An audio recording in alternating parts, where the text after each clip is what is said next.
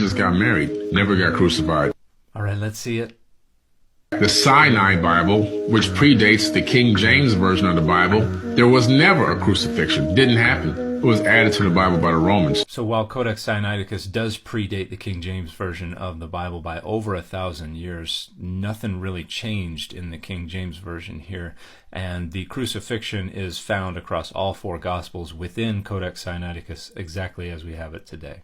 Here is Matthew 27:35 in Codex Sinaiticus, and as you can see in the underlined portion, Stavrosantes de Afton, when they crucified him. Here's Mark 15:24, also Codex Sinaiticus, que Stavrosantes Afton, and when they crucified him. This is the Gospel of Luke 23:33. It says, Stavrosan Afton, they crucified him, and the particle right before eki means where, so where they crucified him. And here's the Gospel of John, chapter 19, verse 18. The word order is flipped here.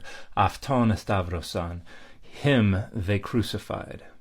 It was added to the Bible by the Romans as they combined all their pagan and non-pagan holidays and everything else into one book and decided if we get the people under this one roof, instead of fighting them, we can keep them under this one thing and we can take their money every week. We can make them pay taxes, we can make them send us offerings, and so that's what they decided to do. None of that happened.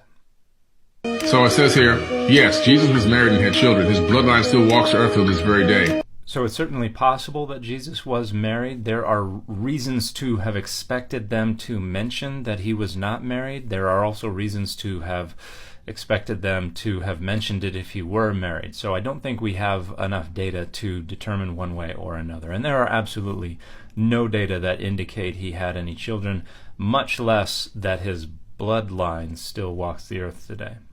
A well-known story in the East recounts Jesus was a student of the mystery schools, and upon leaving there, he traveled to Tibet.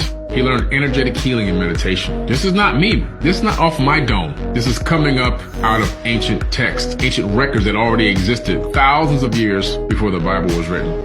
So there are absolutely no ancient records of any kind that indicate Jesus ever spent time in Tibet or in India.